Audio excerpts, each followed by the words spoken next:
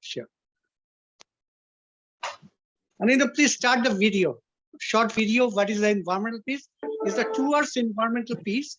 So this was a very short video. It was prepared by our students as well as it is my direction, and is a very short. What is environmental peace and what we do, what we want to do, something like that. We need all of your support. We also know of societies that are struggling to access clean resources. There are initiatives that have been developed, however, to help these societies and developed out of concern and care for our planet.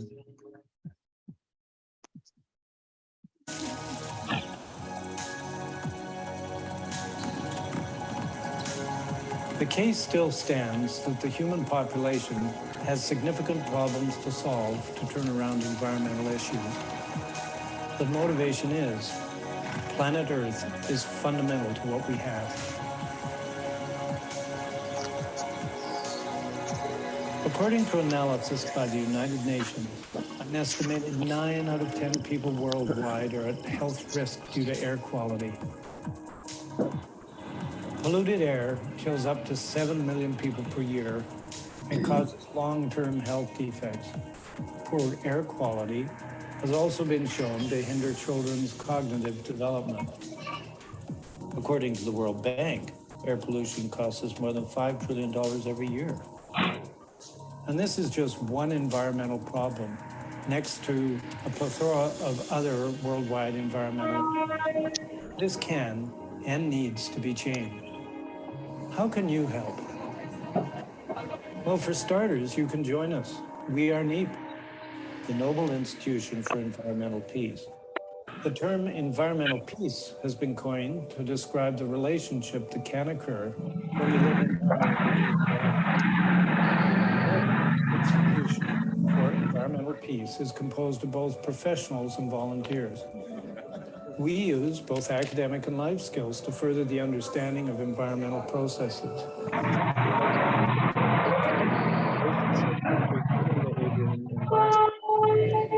Our work involves education and the development of research to encourage sustainable development of peaceful processes.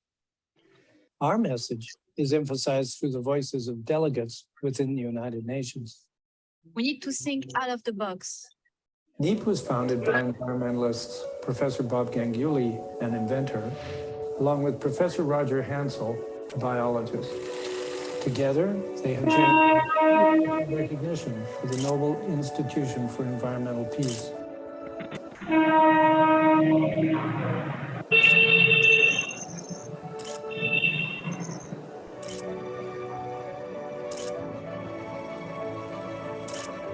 As a result, NIU was awarded the 2019 International Peace Award in Environmental. Our organization focuses on the impact of environmental management for generations to come. This is shown through universal access to education and mental health development. This encourages compassion towards others, a connection to the environment, and fosters solutions to major environmental threats. We have held lectures at universities and have signed a memorandum of understanding with 23 separate institutions.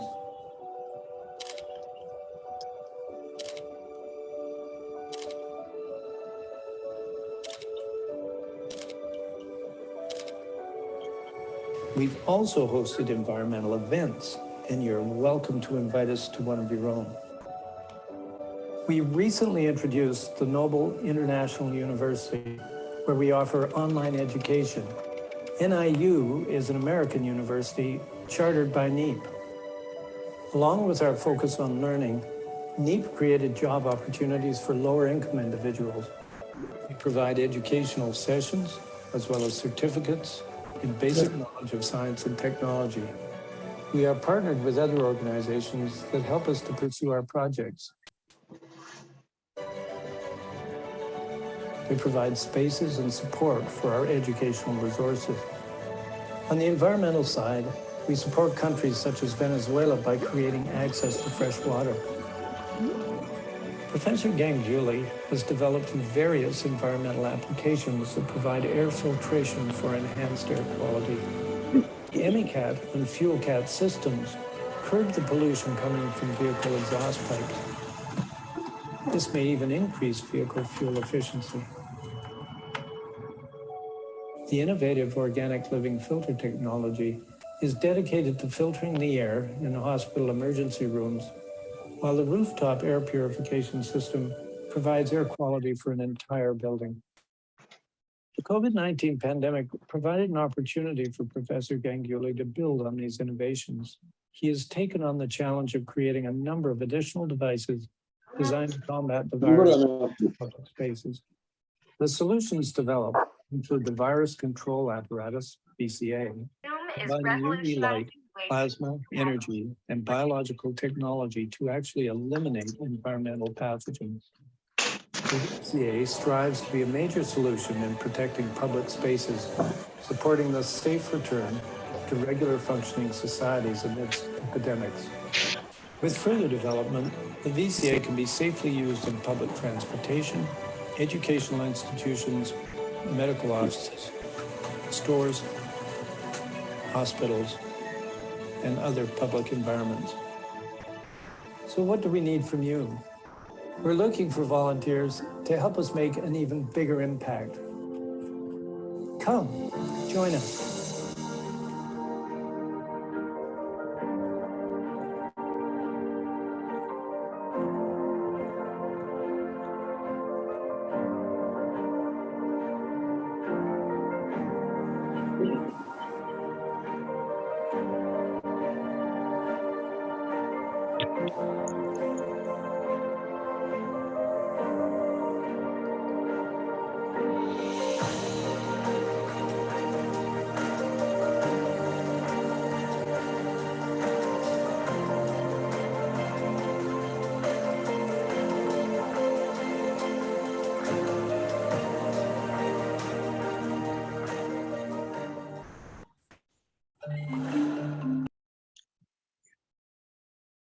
Thank you very much for showing the video.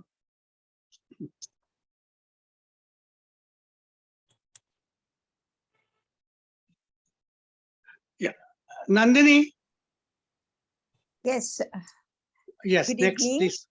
Good. And namaskar, as well as good morning to many friends who are in the other parts of the world.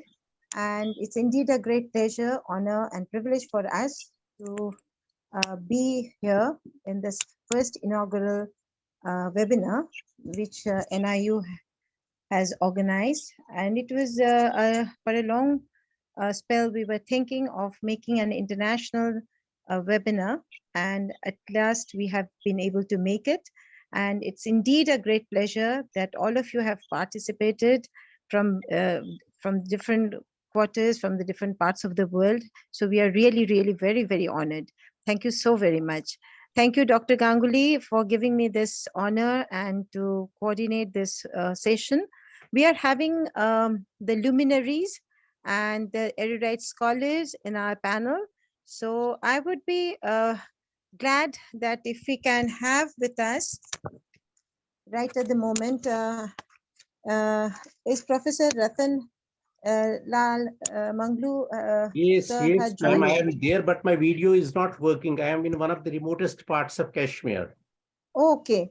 So, Professor, what we can do, even if your video is not operating, we can hear your wonderful voice, and as well as we would be love to hear your scholarly viewpoints.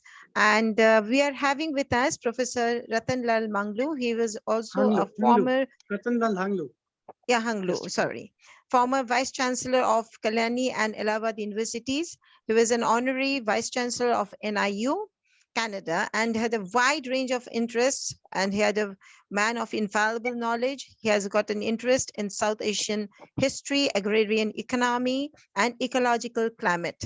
So we are having with us Dr. Ratan Lal Hanglu. So, very good morning to all of you and good evening to all the participants and colleagues in India. My esteemed friend, Professor Biswajit Bob Ganguly, Professor Rogers, for and other organizers for inviting me as the speaker to this international initiative for environmental peace. Dr. Nandini, can you please tell me how many minutes I have available? In fact, doctor, if you can make it within 5 to 7 minutes, that will be fine for us. Oh, then I have to really, you see, what we find is day in and day out, we see catastrophes taking place in one or the other part of the world uninterruptedly.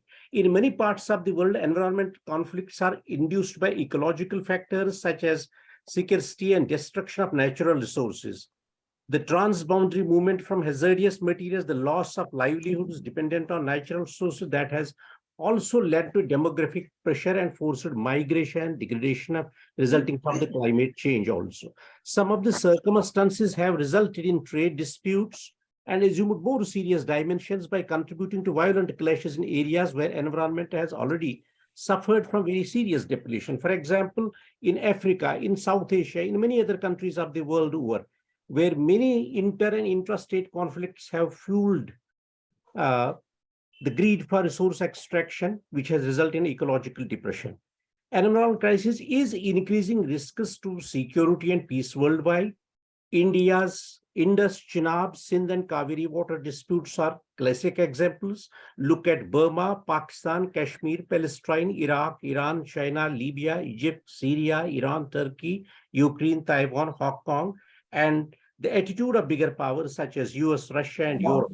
You have environmental problems as well as political violence. The situation becomes far more critical for nations which are directly dependent on their natural resources for livelihood. For example, the prolonged terrorism and protest in Kashmir, war in Afghanistan, LTT's anti-systemic violent movement in Sri Lanka, which was termed by many as the resource war. The Indus Water Treaty, which was signed in 1960 between India and Pakistan in response to later's fear that since the basin of River Indus was situated in India, this could have adverse effect on agricultural lands in the other country. All these aspects severely damaged our environment assets in this region. In Central America, for example, the climate change impact created shocks to agricultural income and food production, and combined with violence and poverty, increasing migration towards US border. Climate change and mismanagement of climate policy both helped to trigger Arab Spring, the wave of unrest that swept the Middle East, North Africa a decade ago, amplifying people's long-standing dissatisfaction with these governments. You know, Kashmir too has been impacted by climate change amidst ongoing conflict for more than 70 years now. Scanty and erratic snowfall, increasing receding water levels resulting from past depletion of almost all the 12 glaciers located. You know, floods and drought is affecting livelihoods of agriculture, horticulture, and pastoral communities in the region. Shortage of food, livestock, and malnutrition has given birth to many vector-borne diseases. The further consequences of biodiversity, imbalance of climate change have further worsened the conditions of Kashmiris that depended almost exclusively on natural resources.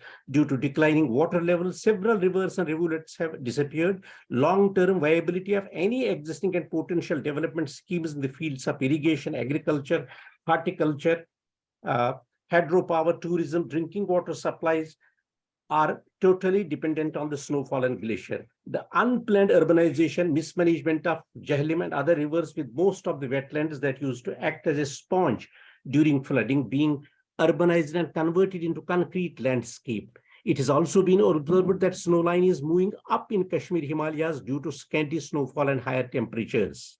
We need to pay attention to understand the drought, flood cycles, soil erosion, climate variation, crop pattern, and its failures. While keeping in view the regional specificities, we need to investigate the impact of global warming on and consequent change in land use for agriculture, horticulture, and special commercial crops. We need to take care of water and sanitation, population resources, democratic systems, rule of law, sustainable development and climate change, global convergence, poverty, health hazards, education and literacy, violence and conflict, its impact on women and particularly children, transnational crime and drug trafficking, energy resources, execution of science and technology. All these aspects require our urgent attention, and that can help in facilitating peace in the world. We need hard-headed, pragmatic approach to understand depths of human depravity, human wisdom that is pooled while resolving these problems. We also need serious, coherent, and integrated approach for understanding of mega problems and mega opportunities to identify and implement strategies on the scale necessary to address global challenges. Since humanity lives in different conditions around the world, not all actions suggested to address the global challenges are appropriate in all situations. As I said earlier, the cognizance of regional variations has to be taken into consideration. Good governance plays an important role both in avoiding emergence of conflict as well as settling existing disputes. Lastly, peace can be achieved through natural resources and by transparent laws, their effective enforcement, greater accountability, dispute resolution, management, and promoting equitable sharing among different nations which have divergent interests. There is also the need to study and analyze previous cases of environmental cooperation in order to gain better understanding of all these aspects. Such analysis requires an interdisciplinary approach, and we have to let go of our tendency to put each discipline into a separate compartment. Environmental policy has to be integrated with foreign policy, with economic policy, as this will help identify priority areas and will help in generating a better solutions. Environmental resources are nation's lifeline and must be preserved. This is possible only through active cooperation between the public, the government, and stakeholders. Even though this may be a lengthy process and may take more time than expected, the fact that joint efforts to restore ecological system and to avoid conflicts can prove to be the entry point to extensive political discourse, but should not be ignored. The recent data shows that we are improving, so we have no right to be pessimistic. I sincerely believe that every achievement begins with our desire and daring to begin with. When we look at all these problems, we find in the post, World War II, there are three developments that our people became more conscious about the destruction of our environment world over. First, when the scientists reported about the depletion of ozone layer. Secondly, because of increasing number of peace building initiatives by international community and some non-government organizations. Thirdly, the efforts became rigorous from 2004 December onwards, when tsunami devastated many regions of the world. Although these steps acted great warnings at global level, but in Indian context, we find that from antiquity, the protection of environment and peace were important reference points in various regions, and our literary texts, in fact, they talk immensely about these environmental problems right from very beginning, in fact, because we see that the lighting of lamp, for example, under the plant of basil in evenings, which is directed to protect ozone layer. We have in Vedas a reference called Prakriti and Purusha. The Purusha is not simply a human being. Purusha refers to entire existence at that point of time. In Vedic literature, we have plentiful of literature in Puranas and other resources which states very clearly how rivers can be cleaned, rivers can be protected, environment can be protected. We have special worship for protection of seeds on the earth, you can imagine. So therefore, we need to integrate this entire knowledge and then modernize our approach in view of the contemporary problems. As I said, it begins with a desire and daring to begin with. Thank you all.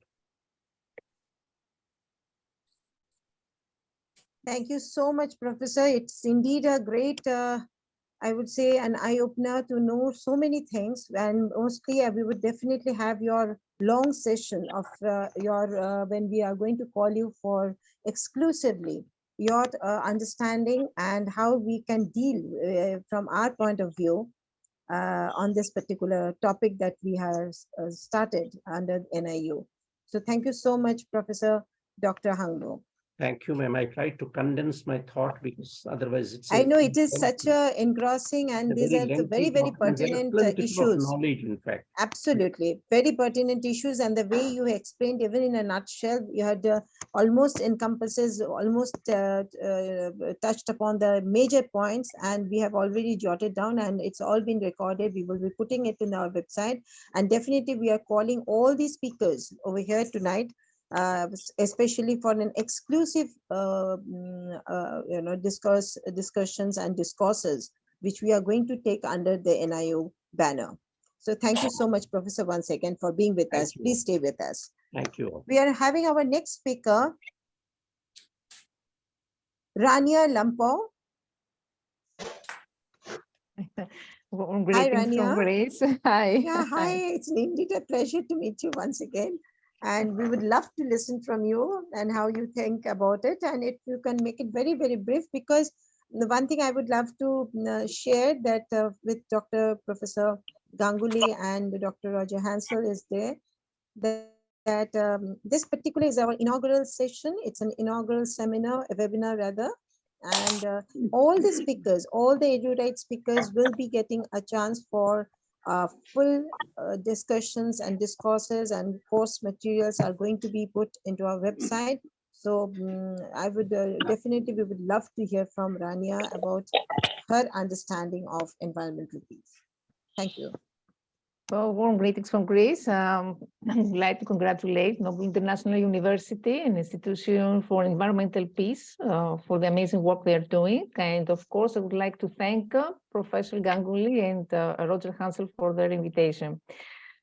Well, I'm an educator. I'm working at the Greek Ministry of Education, so my perspective will be mostly educationalist. In an era when the world has to tackle the challenges of sustainable peace and sustainable development, environmental scientists can be bottom-up educators who can use science to create peace.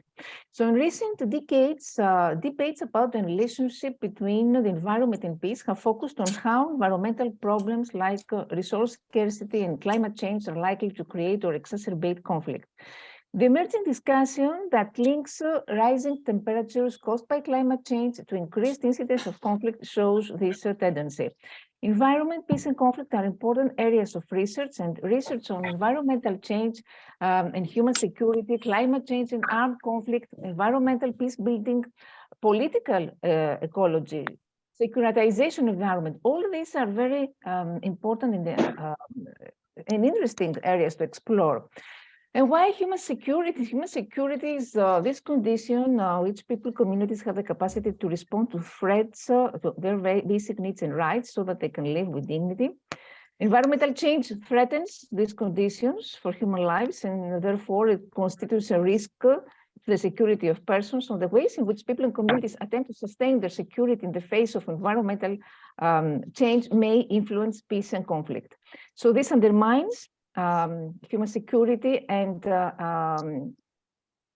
this research shows that environmental change can cause significant declines to basic needs such as shelter, water, and food, satisfaction of human rights, including the right to health and the right to be free from hunger. What about climate change? Does climate change increase armed conflict risk? And if so, under what circumstances, and how does this relationship emerge? Many studies have been conducted about this, and this research field aims to assess how different aspects of global warming, such as droughts, floods, storms, as well as temperature and precipitation variability, directly or indirectly related to armed conflict. And I mentioned about political ecology, which actually challenges all these core concepts and paradigms within traditional approaches towards environment, peace, and conflict. But this means that we should bring more historical political dimensions into research on environment, peace, and conflict relationship, so we can enrich environmental peace building research and helping it to move more towards socio-environmental peace building, giving more attention to historical concepts and drawing on environmental justice. It's interesting to talk also about ecological diplomacy, because focuses on how we can facilitate peace through environmental initiatives. For instance, I can mention peace parks. This case of peace parks, there are transboundary protected areas that are formally dedicated to the protection and maintenance of biological diversity and of natural and associated cultural resources, and the promotion, of course, of peace and cooperation. And once conflicting parties realize that the deteriorating ecology is a detriment to all sides, they are more likely to cooperate. And of course, environmental scientists and educators do have a positive role to play in conflict resolution, because 2030 Agenda considers education as a key strategy to accomplish important environmental goals. It's an opportunity for progress towards developing coherent policies and building global citizenship. So education must answer the environmental issues, defining not only new relevant objectives and contents, but also specific teaching programs and projects to empower students So from this point of view, schools have to establish new educational projects to create social context to integrate sustainable development goals. To focus on these pillars of sustainability, human, social, economic, environmental sustainability. So we need to integrate into the curriculum what we call environmental education, which is actually education for sustainable development. And this promotes a sense of place and connection for community involvement. When students decide to learn more, take action to improve the environment, they can reach out to community experts, to donors, to volunteers and local facilities to help bring their community together to understand and address environmental issues impacting their neighborhood. And they can understand how their decisions, their actions affect the environment, and they can build knowledge and skills necessary to address complex issues. So I think that environmental literacy is a vital societal goal. It must play an integral role throughout educational systems at all levels of education, especially in primary education. We need also an environmental education framework, and at the same time, we need to incorporate peace education in all curricula, and the development of teaching learning materials. Inclusion of peace values and activities will make the subject more meaningful, more interesting to learners in many ways. And in this, why? Because, of course, education plays a crucial role in building defenses of peace in the minds of students, and it's something that embraces the physical, emotional, intellectual, social growth of students. And this way, students can develop a more humanistic approach. They can improve the standard quality of teaching and learning. They can help develop creativity, etc. What I'm doing as a STEM instructor, I'm the founder of many international projects, which are based on sustainable development goals, implemented mostly in Africa and Asia, and the rest of the privileged children. I'm trying through this project to promote positive peace. It's about water and food projects and about gender-based violence.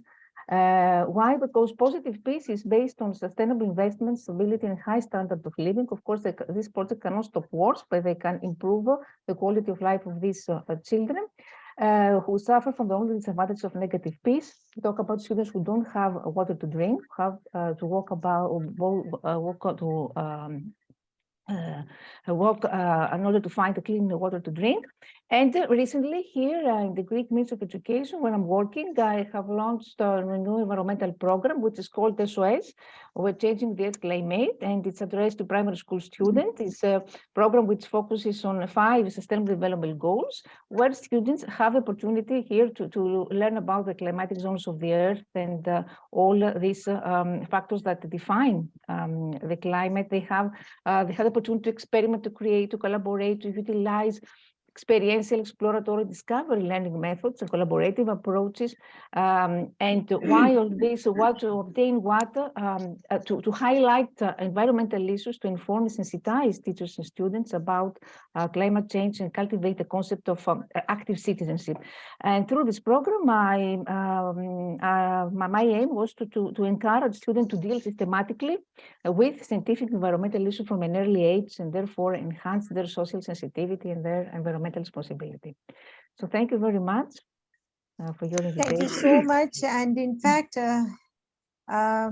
it was a great pleasure to have you, Dr. Rania, to say a few words about her. I didn't introduce before because I made the audience to listen to her.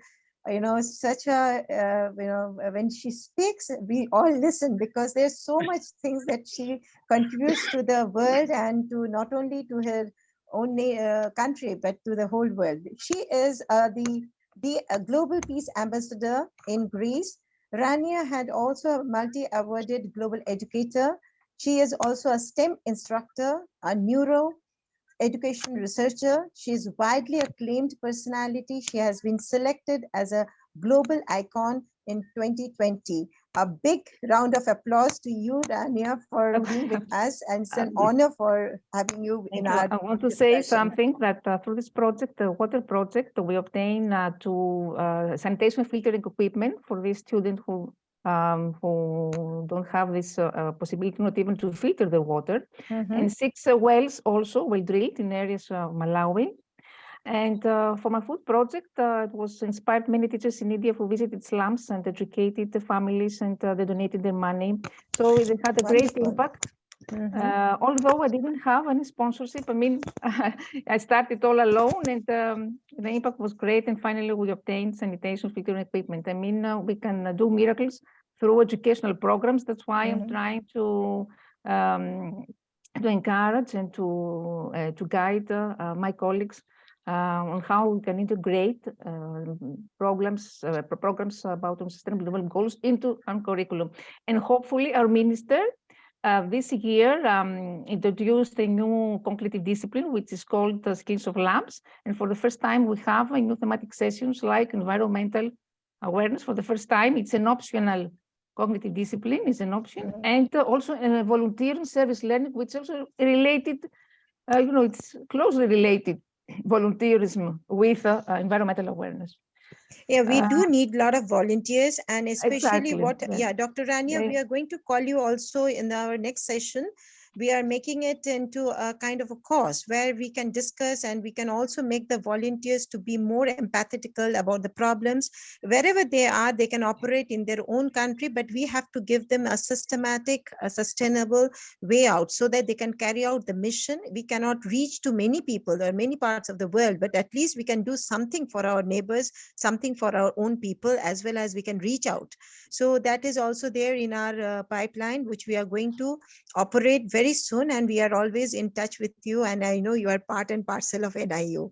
So thank you so much, Dr. Rania, for being with us, and stay tuned. We are now having another eminent speaker. In between, we have got a lot of questions coming up. We will definitely delve on it in a very, very briefly, because as I was discussing and telling you that this particular session is an inaugural session where we are having a luminaries, that all the stars are now in this session. So from all over the world, we want to listen their work, their research, their understanding, and how they are going to delve and dealing with this environmental problem, and to bring the environmental peace within their domain. So we will encourage some of the questions which is coming up on my screen, and we will be delving very shortly. Our next speaker, I would request Professor Dr. L. Ramesh. Dr. Ramesh ji, are you there? Yes, madam. Okay, great. Yeah, I have seen you at last, because I've heard so much about you from Dr. Ganguly. So I would like to introduce you, as you were also done your engineering from Jadavpur University, which is very close to my place. And you are having done your postdoc from the University of Denmark. You are the president of the Institution of Green Engineer, IGEN. I know that we have already been introduced with you. And you are working in the field of energy conservation, and you have received many awards and accolades of global recognition. I would request Professor Dr. Ganguly to say a few words. Okay. Thank you very much, Nandini, to tell something about Ramesh. Ramesh is a very, very good and excellent personality, and with his cool understanding and cool head, he can do so many things, especially that he is organizing so many things, joint collaborative way with the engineering faculty of the Global University and also the Institution of Engineers India, so that a new branch is going to open in North America. This is the first branch will open in Toronto. So that is Ramesh is working on these things, and with all the other presidents and the professors he is bringing, and is an excellent program that we are always try to do jointly. Huge congratulations to Dr. Ramesh. And we would now listen from him very, very briefly, Professor Dr. Ramesh, if you can, give your understanding about this particular issue. Thank you so much. Thank you so much, ma'am, and Professor Ganguly. I would like to give a special note of thank you to Professor Rania, because she is the person connecting all the people across the globe. So the SDG 17 partnership for the goals is rightly for Rania, because through Rania only I had a contact with Ganguly, Professor Ganguly, and we already collaborated some 3-4 activities. It is very nice, very happy moment. So environmental peace, and very happy that our organization name NIEP, that is the Nobel Institution for Environment Peace, Normally, like our institution is Institution of Green Engineers. Normally, all the organization will be like that, but it is a different thought process.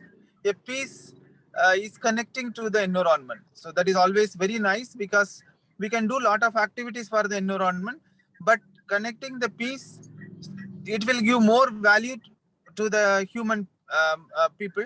So it states a lot for us. So keeping in that mind, I will little throw on the action which the Institution of Green Engineers connecting towards the environment. In all, we have Institution of Green Engineers working for green sustainable development goals, in which there is a different domains are there. I am planning to give you the essence on the how we are connecting with the environment related problems. So we come out with a concept of energy conservation, because we are very pioneer in energy conservation activities. So through this energy conservation activities, the whole world is looking for the improvement of renewable energy. So you all know that in the renewable, that is a triangle, energy triangle. In the energy triangle, the 60% is energy conservation. Then remaining all combination 40% together energy efficiency and renewable energy. But the whole world is moving towards the renewable energy and energy efficiency. But the 60% is for energy conservation. So we taken that as the key role. We will work on energy conservation and come out and with a research idea, 9 simple points which to be implemented in the residential house to save 1 unit per day at home. So which we can able to save 1.3 kilogram carbon dioxide emission saving, which will be equal to 720 liter water saving. So this is a concept we derived, and we connected 28 academic institutions across India. Through the engineering students, we are creating awareness for the residents, and it went on very nicely. Around 250 engineering students elevated as energy ambassador. With this, we applied to the United Nations Department of Economic and Social Affairs. We are very happy to announce that now this Aizen Energy 99 Challenge project, which is initiated and it is now approved by UNDESA with SDG reference number SDG 38555. So my request here, this project is now global project. So we all collectively together take this project across the globe and try to create awareness on energy saving across the public and make the public to implement the energy saving concept. So this is one area which we are focusing. Not only the awareness, we are going for the implementation and success in that second version project we are going to inaugurate. The second part which we are working on, we call it as the Aizen Cycle for Green. So this project is particularly for the environmental issues. So we request students, faculty members, industry people, those who are there, they have to create a project model, and Aizen will approve that. Then they will go for cycling. Maybe they will go for cycling for 500 kilometers in 3 months. Within that cycling, they will do the environmental awareness, environmental action. So this is what actually the related to that project. And we have the third project is water bank. You all know saving of water, that is the concept. So we will request the members, public, general public to save water, and that water will be saved in the bank called water bank. That is the project. So the project is called Aizen Water Bank. So this project initiated some 2 months back. Now only it is initiated. So this is a important project which is solely related to the environment, which we are working and implementing lively in the action. So very happy that today we all are connected together across the globe through NIEP, and hopefully we can collectively work together to create our Mother Earth green. So within that short note, I am concluding here, and thank you so much for the initiative which is taken by NIEP and Professor Roger. Thank you so much, Professor Roger and Ganguly. So we will work together for betterment of our society. Thank you so much, Dr. Ramesh. Thank you. It's indeed a pleasure to have you, and we know that how much effort that you are making in your projects, and you are making it globally accepted, and you put so much of impetus. And not only that, your volunteers are working day and night to make it make our earth, and especially our to make it more green, and which is going to be more habitable and livable for the generations to come. We were having a pleasure and an honor to have Dr. Ganguly, Bishwajit Ganguly, and Professor Dr. Roger Hansel Madam, to say. Madam, can you give me another 30 seconds for one announcement, ma'am? Sure, sure. Yes, ma'am. So we are very happy that Aizen now announced on behalf of Women's Day, announced the Aizen Pinnacle Women Achiever Award.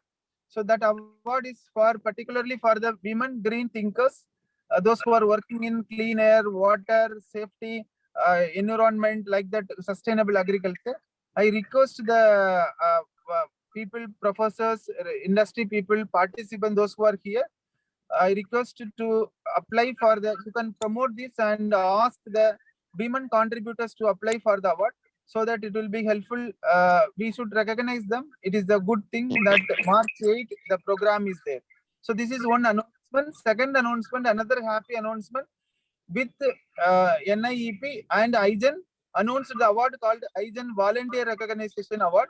So this Volunteer Recognition Award is announced and that application is open till month of May. Women's Day application is open till month of 20th February. So this is the two announcement. I will put all the details in the chat box so that those who are here can able to forward that to their colleagues. Maybe those who are participating here also can able to apply for that award, and hopefully we'll have a very good award ceremony presentation with NIEP. Thank you, ma'am. Thank you. And we would definitely request you if you can send your proposal to our email ID, and so that we can upload it, and also we can circulate it to our the various sources that we have. So that would be really nice. Yes. So it's a pleasure to know so many things that you are doing, Dr. Ramesh, and we hope that we will be collaborating more with your projects. Thank you so much. Thank you. And stay tuned. Please be with us. We have got Mr. Shumit Mukherjee, and also he had stated a couple of questions, and which is going to be, of course, I would request Dr. Hanglu to say on that line. We will come back again. But prior to it, we will be introducing you the founder fathers of NIU and NIEP. We are having Dr. Bishwajit Ganguly, who is an inventor scientist. He's a recipient of International Peace Award.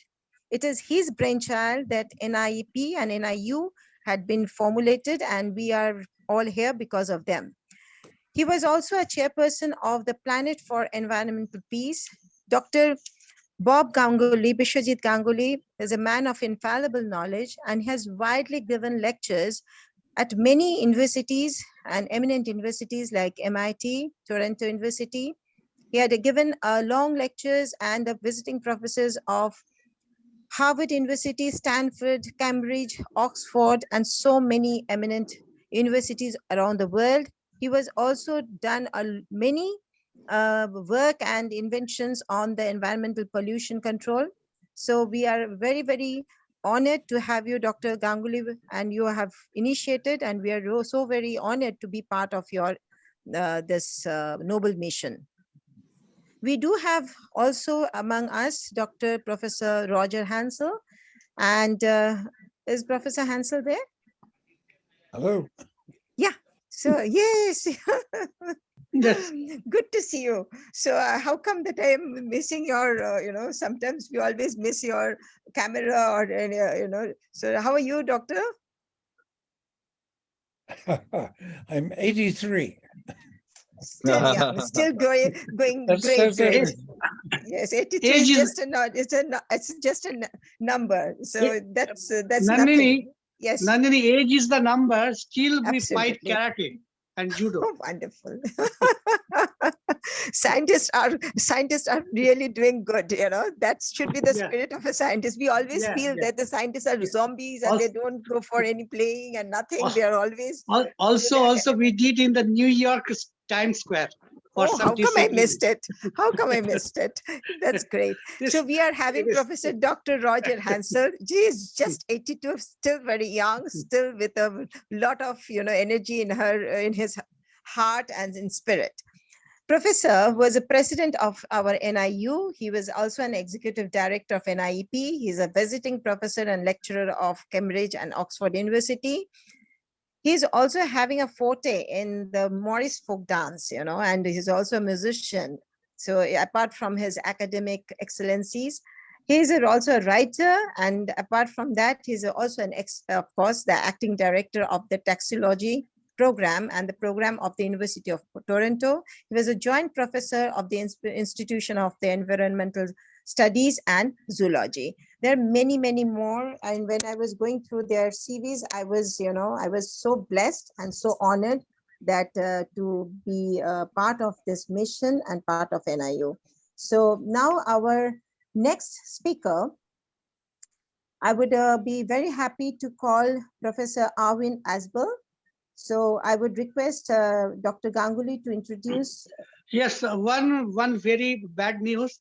Just Dr. Asbel just text me, and also he came personal video like that. He fall down in the bathroom, and he's in a bed taking the treatment. But he wished the best for all of this lectures. Absolutely, all prayers every- for him. this All seminar. prayers for him for his quick recovery. Yes, just pray for him. I saw the plaster, on his Oh. nose, and that I'm very upset, very sad to say. And also that Professor Mary Jo Reddy, actually she's here, but she is unable to talk. Maybe I don't know. So that so that one line, maybe greetings to Okay, everybody. Mary Jo is also very much part and parcel of our NIU and Global International University. They were all the founding fathers, and they are the founding members of the university, which we are heading towards. Mary Jo is Professor Mary Jo is basically working on a very wide range of experiment in the field of zoology. She was a professor of zoology, and she has introduced biomimicry principles in the invertebrate in 2010. She has extensive work on biotechnology and the resources on conservation.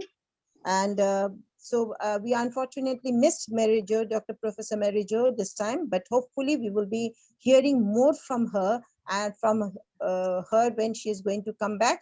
And we are having a lot more sessions, many other programs under NIU.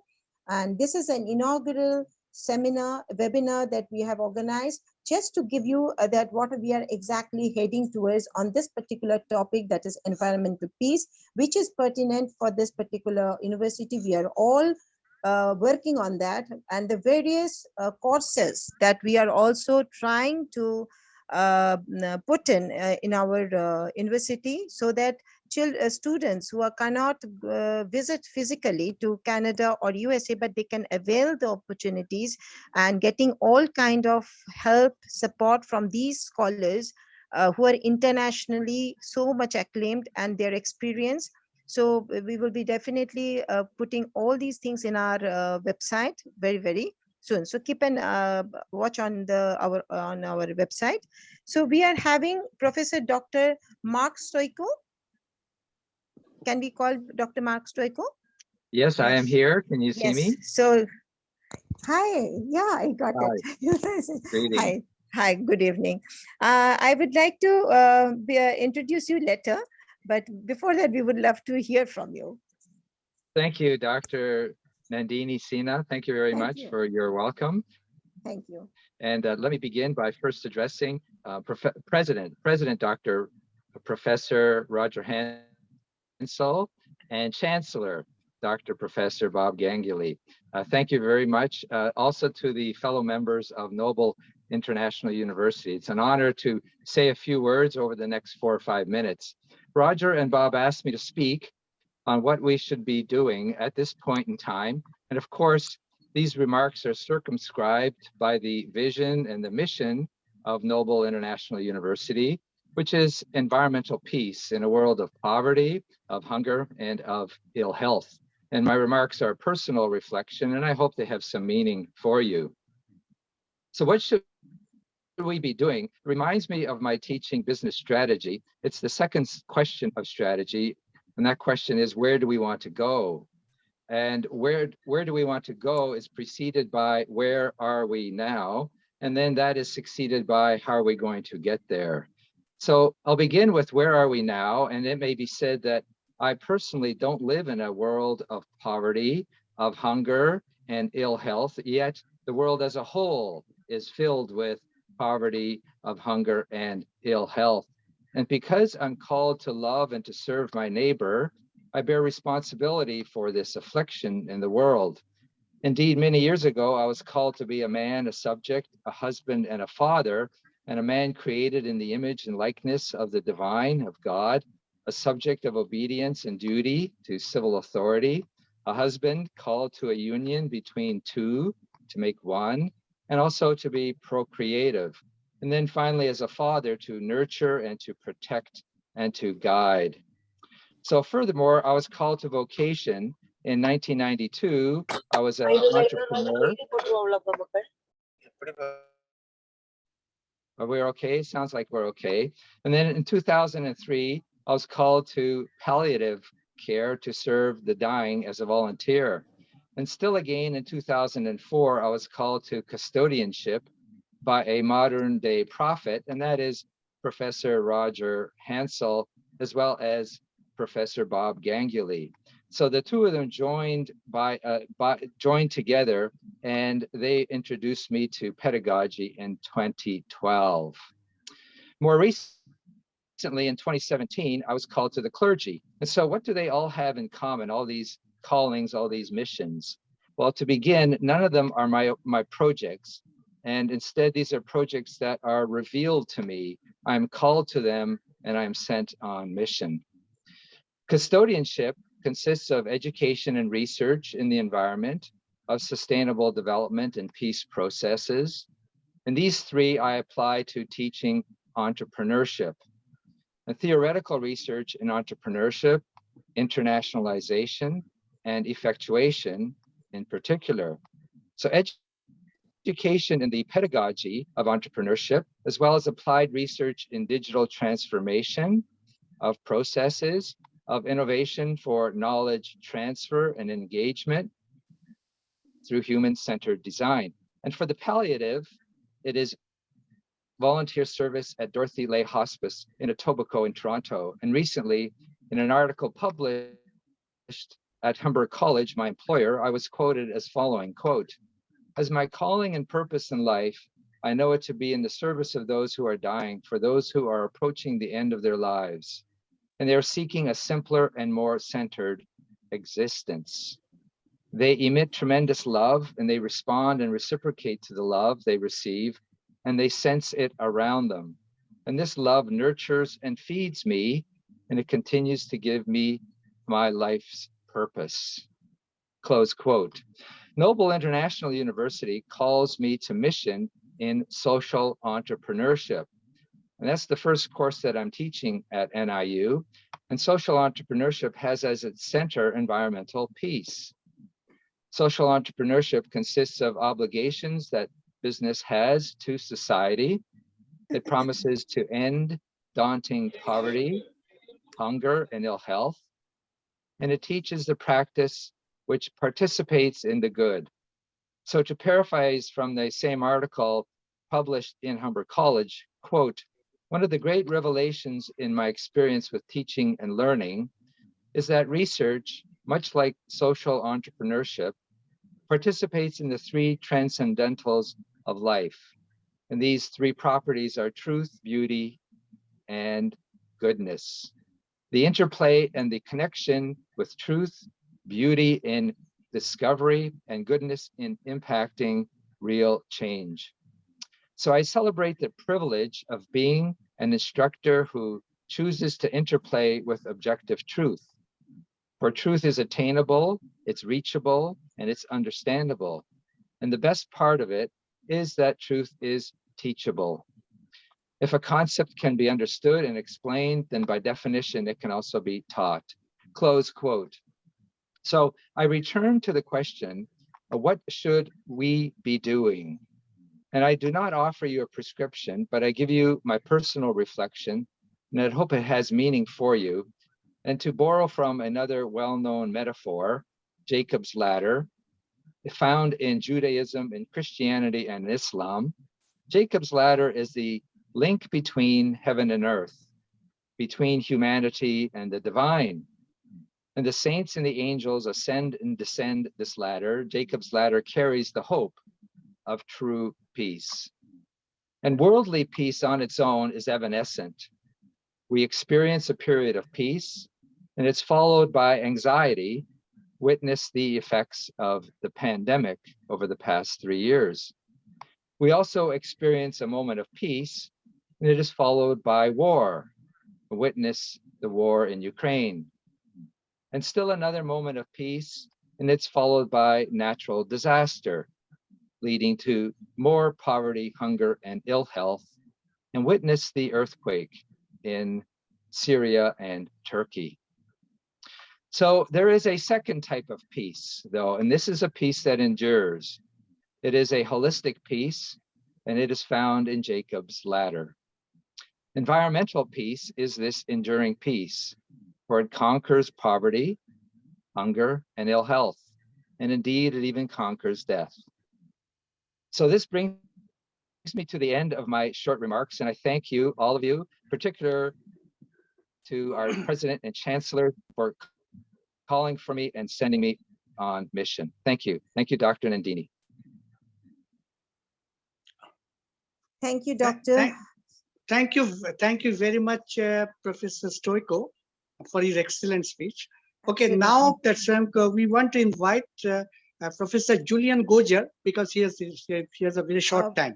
I would request Professor Dr. Ganguly to say a few words about the Dr. Mark Stoico, because he is not only had given a wonderful brief understanding of his social entrepreneurship, that he is an instructor, and it is a course that I was also very much interested to bring it back to India, because this kind of courses, if we can introduce to under the NIU by the Indian students also, that will be a great benefit for them. So maybe in the later we were going to get more in details, but Dr. Mark Stoico is not only an infallible teacher, but also he's worked as a financial service person and is a high experienced in planning and planning management. So here is a just now we have heard from him, but definitely we will like to hear more from him about the subject matter that he is teaching. So now off to Dr. Ganguly. Thank you very much. So we are now we are having Dr. whom we are going to call Dr. Ganguly.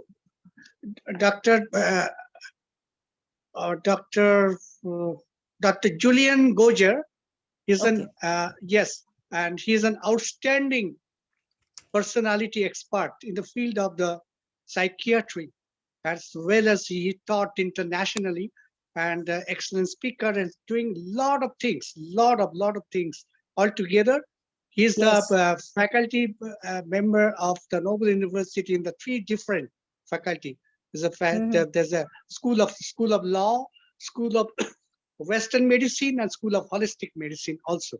I just keep Gojar, Julian, little bit, and now you have to yourself, please.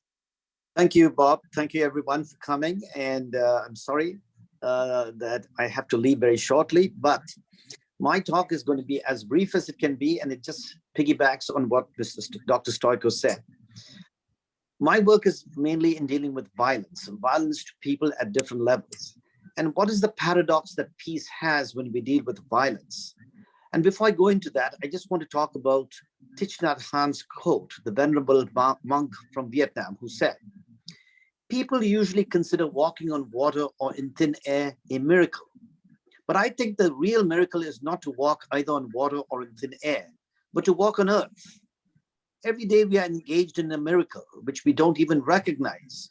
A blue sky, white clouds, green leaves, the black, curious eyes of a child, our own 2 eyes, all is a miracle." So in that context, I ask, is the attainment of peace a miracle? Do we need police brutality to bring about peace on our streets?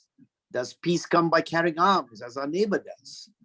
Should we send troops in to bring about world peace on the suspicion of presence of weapons of mass destruction?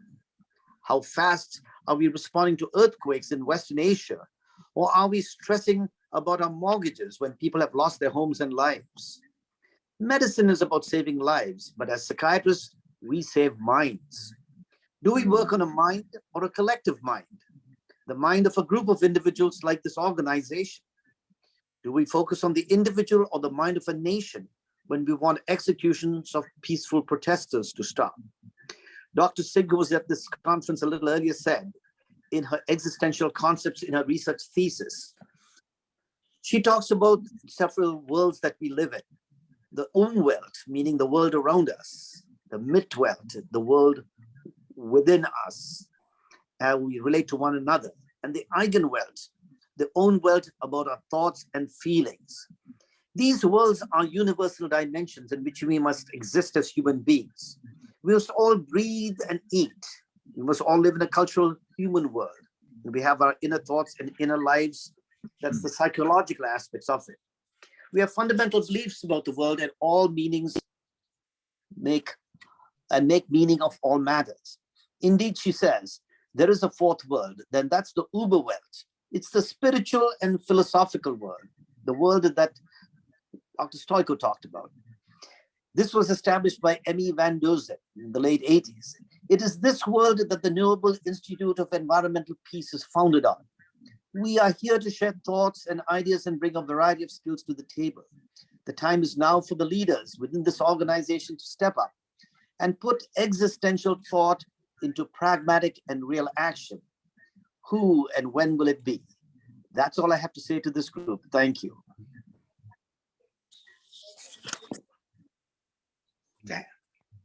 Thank you, Julian.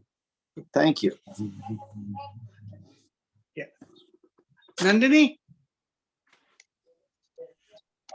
To unmute myself. Yeah, I got it. Yes, so please. Thank you, Professor Dr. Julian Gorger. And it was indeed, when I was going through his CV, it was so very interesting. You had been an internationally acclaimed forensic psychiatrist, lawyer, and the medical profession by profession also, advisor of the government and the adjunct professor of the University of Toronto and NIU. So thank you so much, Doctor. It was indeed a pleasure to have you, and it's an honor to listen to your understanding of the subject and how you had given your valuable inputs, and that is going to give a new vista to the many people who are tonight they are attending this particular seminar. We are now having among us Professor Tanmoy Sannal. Professor Tanmoy Sannal is having with us, and Professor Tanmoy Sannal has done his bioaccumulations and toxicity of the chromium to fish and other aquatic organisms, and he had done a PhD on this particular topic with reference to the pollutants from dye factory. Main specialization is on ecology and the environmental science. So over to Dr. Tanmoy Sannal. Thank you, ma'am. Am I audible? Thank you. To all? Yeah. Yes. Yeah. Can I share some PowerPoint? Sure, but it should be brief, Professor. Absolutely, Yeah. absolutely. Because we are running short and there are too many 7 speakers. We would love to hear them also, and we will be definitely giving another, more sessions to all of you, because there's so much to learn from you all. Is it visible, madam? Absolutely. Yes, yes, yes. Yes, Tanmoy, yes. Thank you, thank you.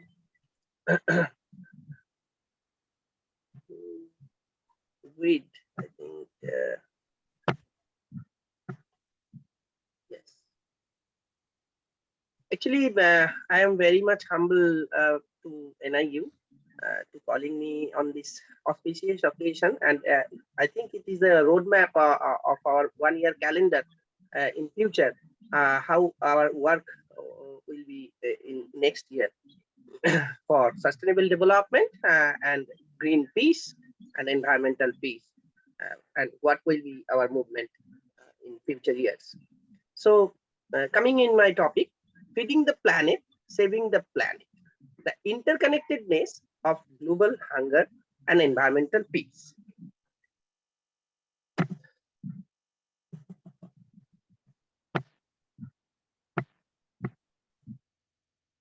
Global hunger actually continued to be a major concern for world, affecting millions of people every year.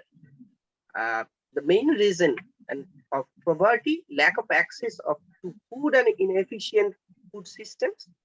Despite effort to address this issue, many individuals continue to face food insecurity due to poverty, inadequate food system, and other socioeconomic and environmental factors. Climate change, wear, and other environmental and social issues are exacerbating the problem, making it even more difficult for people to access sufficient food due to our over-greediness of some country also. The over-exploitation or exploitation of natural resources is a major contributor to environmental degradations and a threat to environmental peace, which has far-reaching impact on both the environment and human civilization or society. Climate change, loss of biodiversity, soil and water pollutions are some most significant and consequences of unsustainable resource uses over the world, all over the world. Environmental peace is crucial for the sustainability of planet and the well-being of future generations. It is essential to adopt the sustainable development practice that ensure the conservation of nature and natural resources by their conservation implementations. Implementations of several policies and strategies to promote the sustainable use of land, water, and other resources while reducing the waste and emissions. Investment in sustainable agriculture and the development of new technology like digital twins, etc., to increase the food production can protect the environment is necessary to reduce hunger and improve the food security all over the world. At first, we have to educate the people on the importance of sustainable development, including conservation of natural resources, and to promote the changes in behavior. The behavior is the main thing that contribute to the sustainability of the planet.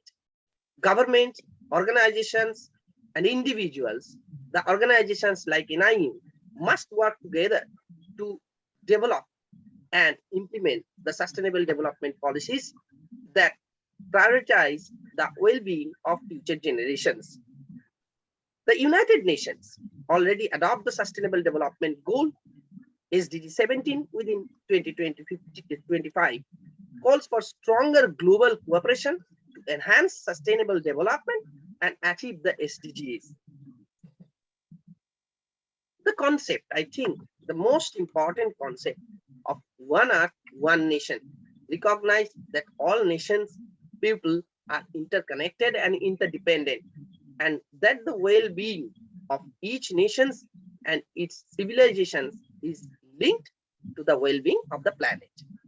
Ensuring equal access to resources and opportunities is critical to achieve a sustainable future where everyone has the right to a healthy and fulfilled life. So what should be the conclusion like? In conclusion, the interconnected issue of global hunger, environmental degradations, and the resource conservation demand and comprehensive of coordination response to ensure the sustainable future for the planet. Sustainable development policies that focus on the responsible use of natural resources, the conservation of the environment, and the improvement of the food security while reducing poverty and promoting environmental peace are crucial for creating a sustainable future for the planet. By working together, nation and individual can ensure the future generation have access to the resources and opportunities they need to thrive. I give my acknowledgement to the Nobel International University, especially Professor Bob Ganguly, Roger Hansel, and all the eminent speaker, especially my sir also present here, the Vice Chancellor, Rapunlal Hanglu, the ex-Vice Chancellor of Bolani University. I'm very much grateful to you, sir. And last of all, I deeply condolence a recent event of earthquake in Syria and Turkey, and the war. I personally wish that it should be stopped immediate for Ukraine war. Thank you very much to all of you. Thank you so much, Professor Chanyal, and it's indeed a wonderful PowerPoint presentation that you have done, and so it has given us a kind of a very brief understanding that how we should also look into the matter. So thank you so much, Professor Chanyal. We are now going to call upon J. Jaya Kanthan. So Mr. J. Jaya Kanthan, are you there?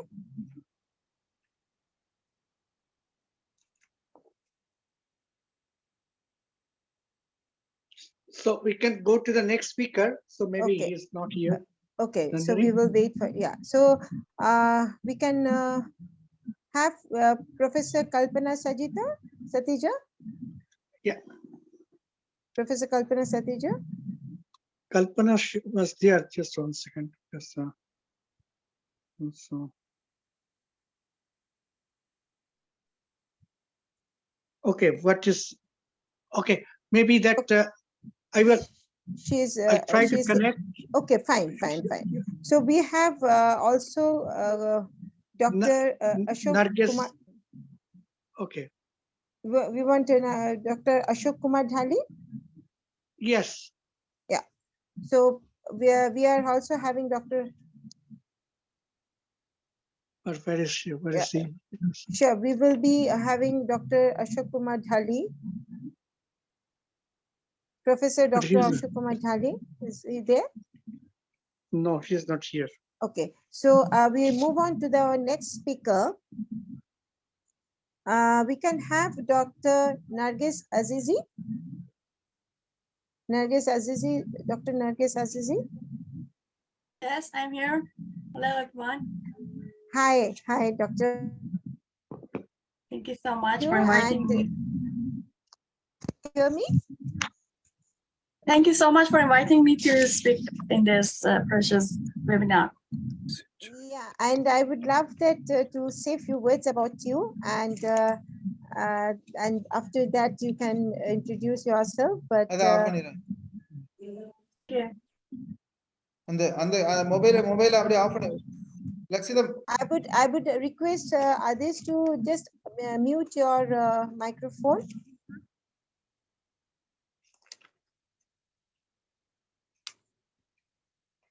Yeah. We are having now Professor Dr. Nargis Azizi. Is such a beautiful lady, and she is a professor, and she has done her doctorate in sociology. She is a research assistant of Professor Ganguly, and she had done her research on environmental issues in the relationship with social responsibilities and in the context of corporate social responsibilities. So she is presently an adjunct professor of NIU, and I would now request Dr. Professor Bob Ganguly to say a few words about her.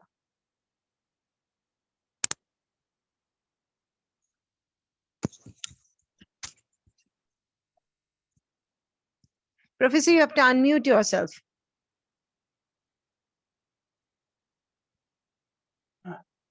Oh, thank you very much.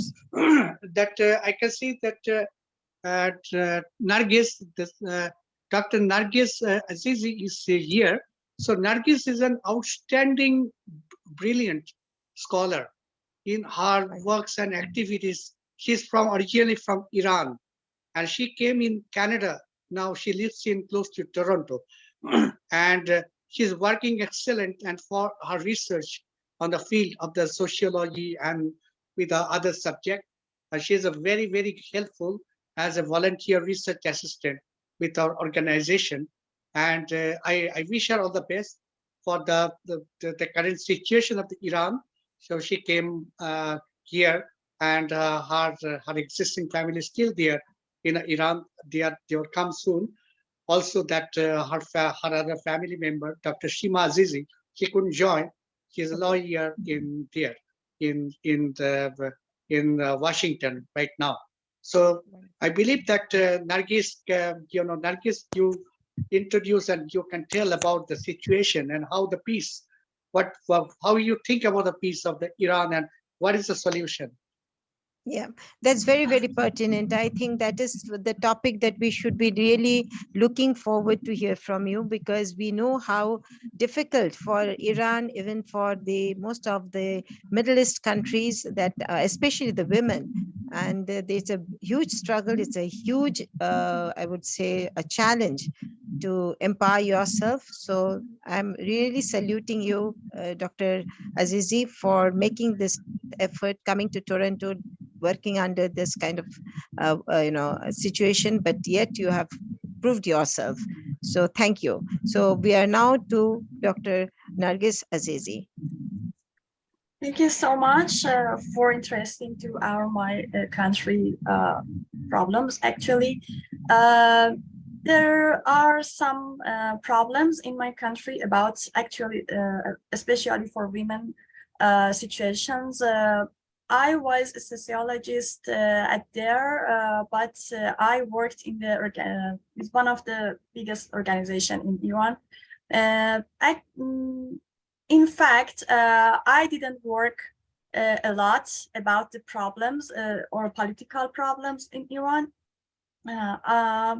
but as an environmental piece, we have some problems about the pollutions, air pollutions, because we used some not useful and good fuels in my country, with another problems which recently you know about them, and all of the works knew about the problems, but we struggled these problems from I was a child until now. But today I would like to speak about the participation of different generations in recycling, and I think this is a problem for all of the world, not only the special areas, because I worked on both sociology and environment. My bachelor, and I have a master in biology and a PhD in sociology, and this is my dream to connect these two parts of works and areas of knowledge to each other. And I think we could manage the behavior of people to recycle and motivate them to choose effective methods using behavioral economics. As you know, the world is in the state that environmentalists call a state of overlaps and collapse, changing the characteristics of environment problems from national to the global level, from concentrated to scattered, from short-term to long-term, and from how to high complexity requires more attention to attract public participation and identify factors influencing and strengthening environmental support behavior. On average, as you know, about 65 million tons of dry waste is produced annually. The amount of urban dry waste in the world is estimated at more than 1.3 billion tons per year, and this amount will reach 2.2 billion tons on 2025. At present, per capita waste production in low-income cities with an average income of 0.5 to 1 kilogram, and high-income countries fluctuated between 1 to 5 kilograms. The type of behavior with the environment can be related to people's age differences, as some previous research has proven this relationship. As you know, for my country, the age variable in Iranian society is a significant social variable that transforms many equations about individuals' living conditions. According to previous research, the environmental behavior belongs to people under 46 years old and with the highest average value of about 70%, which shows that environmental behaviors are facilitated for young and middle-aged people due to special conditions that age creates for them. This is my idea for future study about the relationship between behavior and different behavior of generations and the recycling, especially for e-waste, electronic waste. Some questions are there here, and I would like to share with you. What is the view of different generations about different methods of recycling? And what are the methods of each generation to recycle marginalized goods, and to what extent are they effective in reducing environmental pollution? Or how to use the potential and behavioral characteristics of each generation to attract their participation for effective recycling. And at the end, by discovering each generation's behaviors, what new recycling methods can be designed that have the most significant impact on the environment. Thank you for your attention. Thank you so much. It's indeed to know that you want to connect between the biology and sociology. And being I'm myself a political science student, and of course, sociology is part of my genre, and I do teach, and it's something which is very, very unique to know the study of a human nature, human behavior, and their impact in the society. So biology plays a very important role in this changing phase of our globe and the changing phase of our time and its impact in the society. But definitely, Dr. Azizi, we will be like to hear more about from you that how you want to make a role model or a model, which will be sustainable in the countries like from where you have your home country, from where you have come. There are a lot of violence, there are a lot of tension, political tension, and that is one of the reasons why there's so much of I think the environmental pollution. There are the resources are not being properly distributed, and there's so much of limitations to growth of the country also, because if there's continuous process of conflicts and counter conflicts, then the country really needs a lot of setbacks. That is a setback for any country. So how you would be as a very, very concerned citizen, your role as in this part of this to environmental peace that you are looking into it. So that may be in your next session that we are going to make with you, and you are going to discuss on that. So that we'll be really looking forward. Yes, yes. Thank you so very much. It's indeed a pleasure and honor to have you. Please be with us. So much. And thank you from Professor Ganguly and Dr. Hansel to give me this opportunity to speak this precious webinar. Thank you so much. Thank you so much, Doctor. So we are having our next speaker. Can we have Mr. J. Jayakanthan? Yeah, I'm here. Thank you, Nandini. How are you? Hi, Jay. How are you doing? I'm excellent. Thank you. It's a phenomenal initiative. Yeah. Good to see. At last, we have been able to make and bring everyone together. It's indeed a pleasure to have you and seeing you after a long spell. So now I would to say a few words. It's a very, very, you have a remarkable and wonderful career. So with a lot of exciting bents, and you are the founder and the chairman of the RH Group. You are a director of a Sophia Hilton Foundation Canada. He is the person who is an entrepreneur. And next, I would request you to say a few words about you and how you have made this career, and what is your strength and what you're really looking for, and how you want to delve on this particular subject matter in your profession.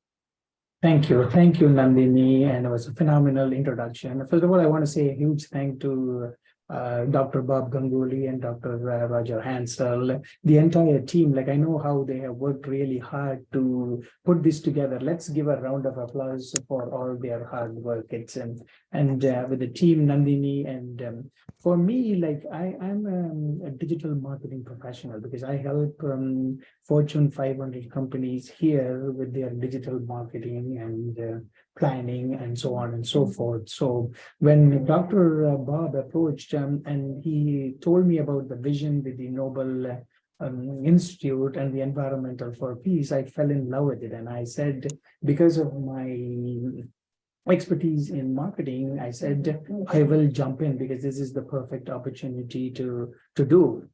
But today, like, I'm not going to spend too much time because I know there is phenomenal speaker and a huge lineup of people lined up here, is what the world is doing with WhatsApp. Because for me, it's bridging the gap, like the environmental gap, the cultural gap, and stuff like that. So when in India and other countries, the people are using WhatsApp to spread the message of whatever the message that they are doing. When it comes to North America, that is lacking because we are still using here as a communication tool, not a business and a marketing tool.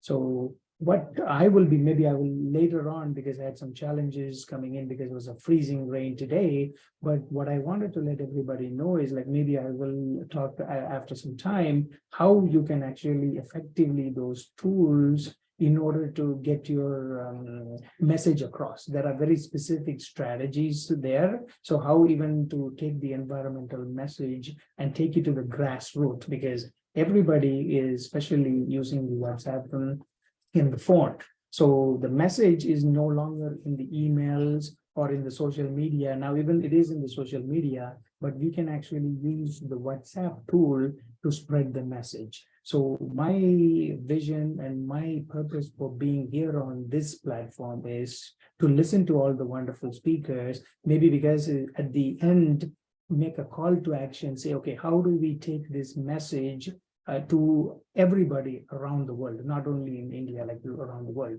So that is my purpose and my call to action for here. And I'm not going to take too much of time, Nandini, and thank you so much. And I'm going to give it back to you. Thank you so much, Jay. It's indeed a pleasure to have you. And we are really, really looking forward to, because the digital marketing is the happening area and we really badly need it. Because to make our Noble International University to make more viable and more accessible to the people, because in fact I had also started delving on I spoke to Dr. Ganguly also regarding if we can have small courses, diploma and certificate courses, which can be floated with this panel and with so much phenomenal speakers and the scholars we have in our panel. So that will be really nice. Thank you so much, Jay, for being with us in this evening, and you really made it. And now we will move on to our next speaker. I would request Professor Rajesh Kannor to be our next speaker to say. Okay, Dr. Rajesh. Good evening, madam. Good evening. Good evening. So we will be introducing you more, and if you can introduce yourself, and I would request Professor Dr. Ganguly to introduce also to you, to all of us. Yes. Yes, actually, that Professor Rajesh Kannor, he is such a personality, always positive and very humble, but he's a very erudite scholar and in his own field of the medical science, especially nursing and the other field, also the holistic part of the meditation yoga that I believe on that. And so, and he's always positive and trying to support and help, all together to work. He has excellent, coordination and the things is a very, very good. So that today that he is here and to say his idea about the environmental peace in the I think it's very, very holistic because he is also doing on the natural science and with many paramedical areas and also yoga. So it plays a very, very important role. So we are really looking forward to hear from Dr. Rajesh. And if you can briefly state about how you are dealing or what is your plan. Namaskar, good evening, sir, and good evening to all, especially to Roger, sir, and all of those who are distinguished professors and researchers and entrepreneurs. Okay, Madam, shall I share PPT, my PPT? Sure. Sure. Please allow me, Madam. You have disabled me. Just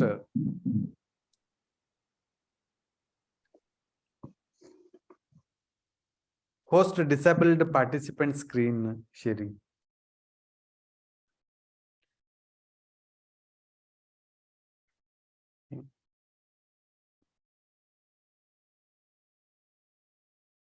Is it feasible, madam? Yes.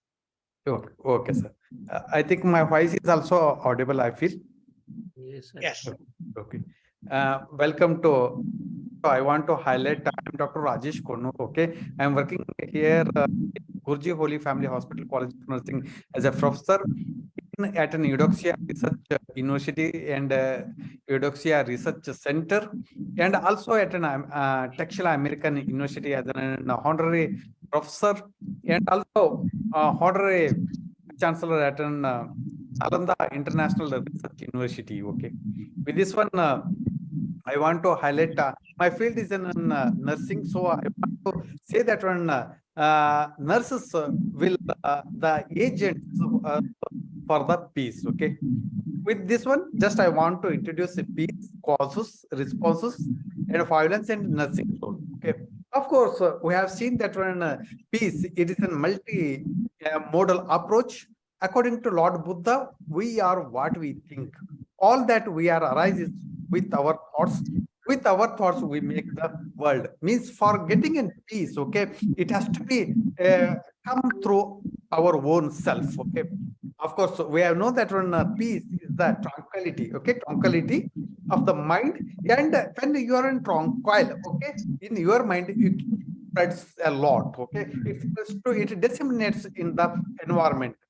Of course, for disturbance of an peace, the conflicts may be having a very varied roles, like a limited resources, clashing of values, ideologies. Okay, then intrapersonal, interpersonal, intragroup, intergroup, then interstate, and national and international. Okay, this will be dealt with in negotiations, through mediations, through arbitration, by collaborative things. This UNESCO, okay, it says that when since wars begin in the minds of men, it is in the minds of men that the defenses of peace must be constructed. Okay, so it is not such that when it only affects the environment, but it affects the individual.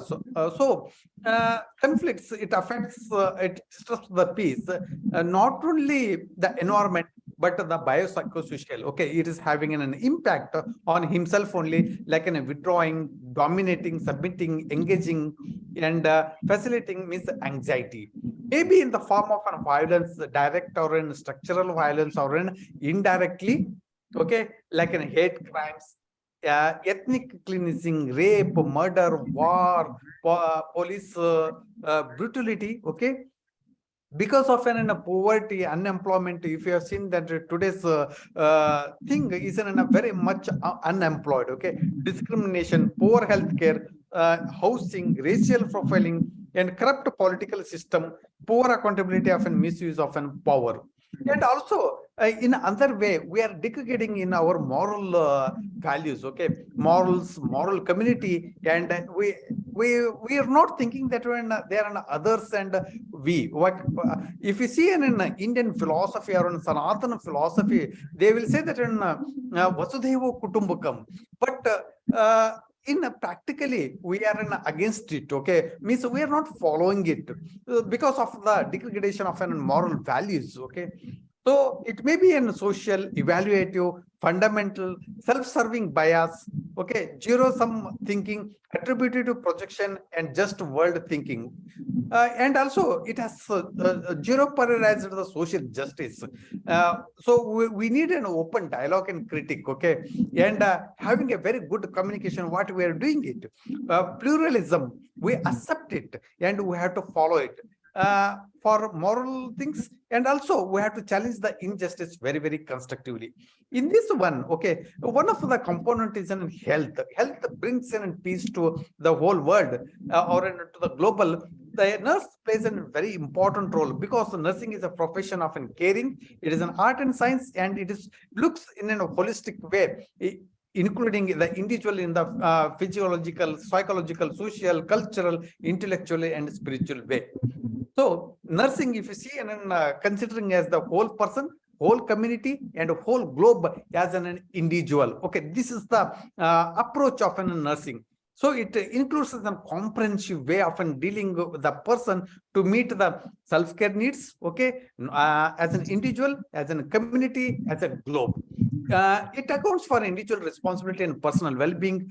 It teaches preventive, promotive, and rehabilitative care, okay, and above all, it gives to the wellness of an individual and the community and the globe. So I want to quote here, Mahatma Gandhi tells that when I despair, I remember that all through history, the ways of truth and love have always won.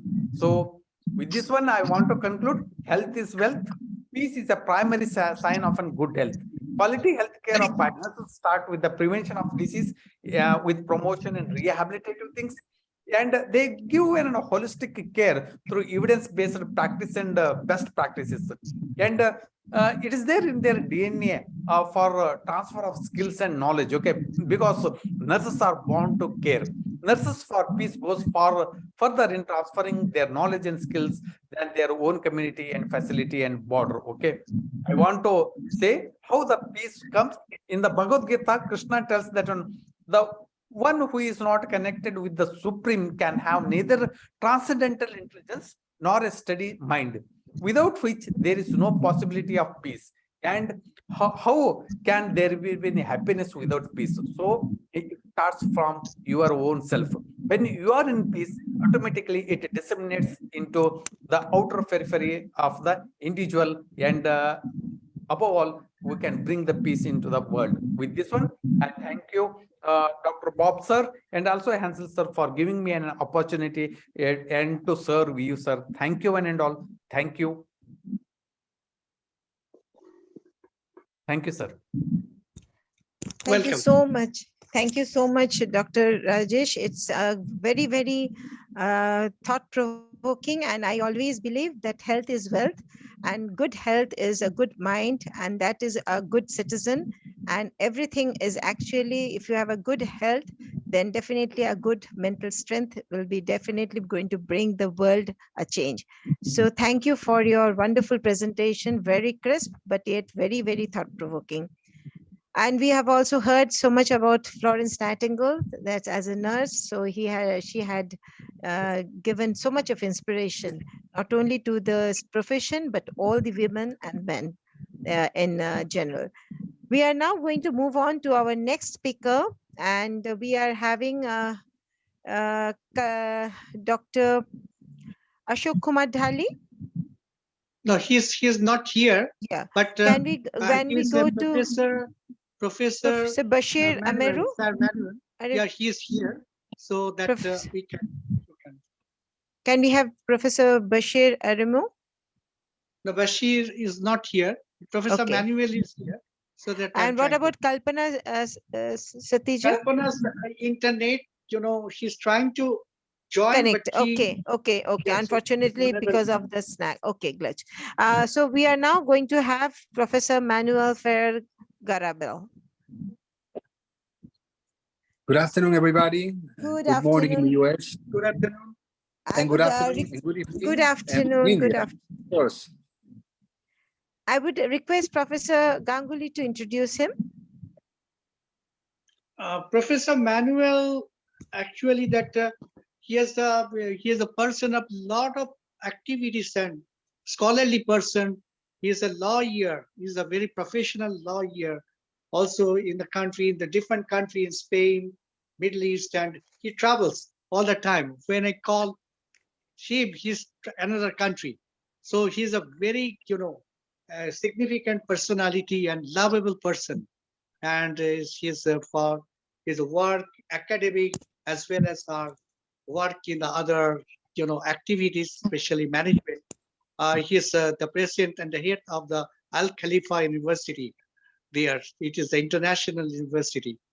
So it is, and then the rest, Professor Manuel can tell. So that about the environmental peace. Over to Excellent. Professor. Thank you so much for the invitation to be here today. Thank you so much, my dear friends and colleagues, Professor Ganguly and Professor Hansel. Always great to be with both of you. I think that we have a very good friendship many years ago, and I'm always proud to collaborate with a Nobel International University. Today I want to focus my speech especially on how personally I feel we can contribute to the environmental peace. As Professor Ganguly says, I am a lawyer and also I work in different fields of education. Nowadays, on business education, economy education, and also health education. So following Professor Connor, who was the speaker before me, it's very important to have a healthy mind in a healthy body. That's why the main thing that contributes to our health is our mental health. For the basis of the mental health, we need different things. Especially, it's to teach ourselves to be better person for the future. And this is something that we get especially in the university. For 4, 5, 6 years, or even 10 years, the ones we are also working in doctorate programs, we are mentored by great professionals who teach us not only concepts, also the philosophy of life. So that's why I think we should follow always the advices from the mentors we have in any field, because this will contribute to have a healthy mind on a healthy body. So as lecturers, teachers, or professors, we have also to continue the chain and to give this learning to the future generations. From my point of view, anytime I have the possibility to talk to young students, I always say today the same. It's that they need to know and learn every day how to contribute to the society. And really, a paper or any kind of document or research is nothing if you don't have an interest to contribute to the society. So that's why the main thing we have to teach them is how to implement what they want to do in their lives to the society. For instance, any kind of dissertation in economy is nothing if the interest of the student is not to how to create something better for the future. Like, for example, creating a more moderate banking system to improve the wealthy of the mild average people. And of course, to contribute to a more equilibrated society. From the point of view of health, we have to follow the same. Especially, my father, for example, he's a professor in medicine and he's a medical doctor. What he always teaches to his students is that the best thing they should make is not only be the best doctors saving life, it's also to treat patients as persons because they are not machines. This reminds me especially, maybe you will know this film from Robbie Williams from 1990s, where he was characterizing one of the first medical doctors who wanted to treat patients not just as patients, also as people. So we have to follow philosophies that implement to treat people and to be kind with them. From other points of view, for example, Professor Ganguly also says I'm working in different fields with Middle East, with Africa. My intention working with all the governments is also to implement that with every government I work with or I advise.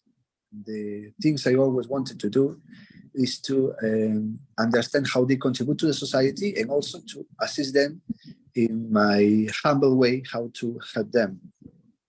So I think that just this humble opinion from a young man like me, who wants just to create something better for having environmental peace sustainable for the future. And in case of any questions, I am happy to answer now.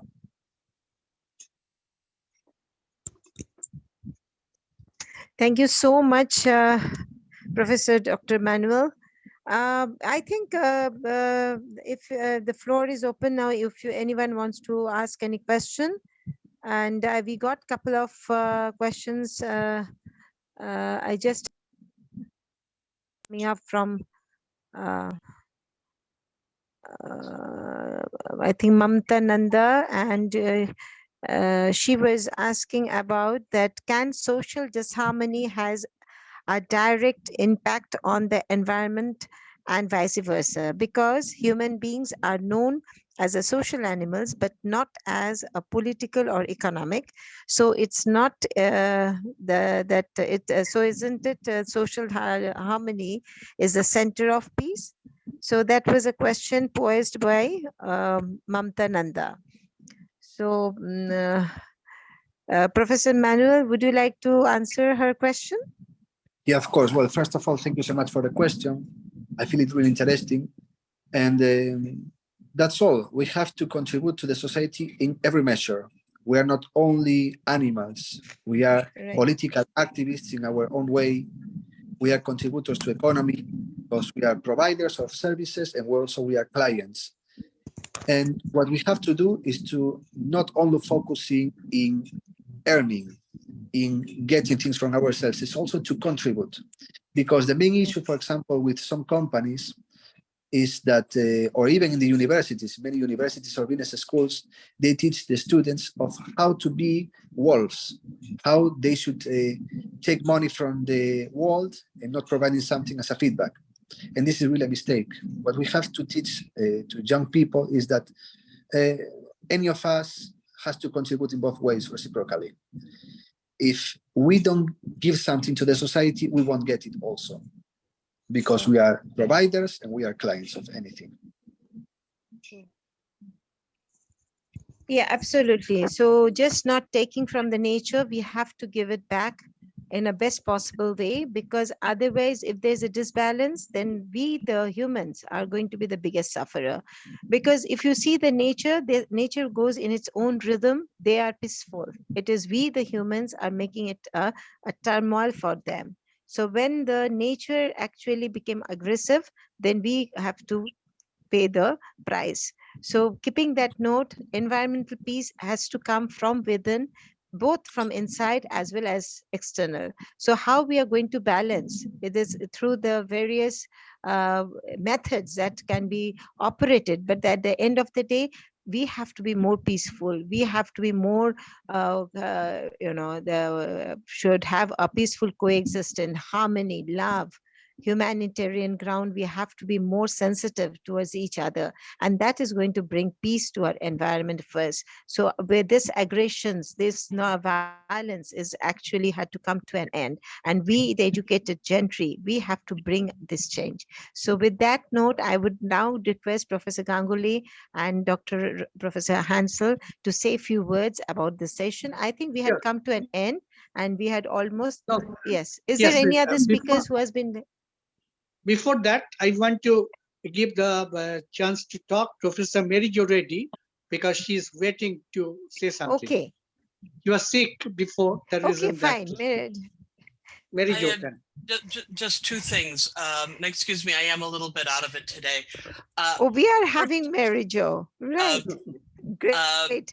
So I think we have having Professor Mary Jo, and she has a wide range of experience in the field of zoology, and she is a professor of zoology. She has introduced biomimicry principles into the invertebrate in 2010. She has done extensive work in biotechnology, resources, and conservation. Am I right? I think you're overselling me a little bit. No, Thank you. you deserve more. You deserve more. Thank you so much. We are all eager to listen from you. I was just going to ask, kind of qualify that last question that was answered, which is, I think we are political animals. I think that's been pretty demonstrated in the sense that we like power. Power in the sense that we like to get our way more often than we don't get our way. But we have some different pathways to power than our cousins, the chimps. Chimps are, one of the big pathways to power among the chimps is aggression. We have one of prestige. And these two seem to fight each other a lot. You know, that how do we shift? I think the question here is going to be from what we often see as a more, appears to be a more aggression-based power structure in many places right now to one of prestige, when it's so easy to tear down prestige with lies and innuendos. So that was just my comment on the last one. And I have a question for the psychiatrists and sociologists here, and that about, and I put it in the chat, about the impact on mothers. This is just kind of timely because I've been thinking about this recently. We know that increased glucocorticosteroids like cortisol, which have the reputation of being the, in quote, stress hormones, when they can cross the placenta, and we can have babies born with virtual cases of PTSD and PTSD symptoms because of what their mothers have gone through. We've seen some preliminary data out of Christchurch, for example, in Australia following the floods. And this is being done through epigenetic markers and micro-DNA changes. I'm sorry, micro-RNA changes. And I'm wondering where your babies can actually be born with a predisposition towards being more or less aggressive, more or less submissive. And I'm wondering how this could potentially impact on populations and our hopes for peace. And please don't all answer at once.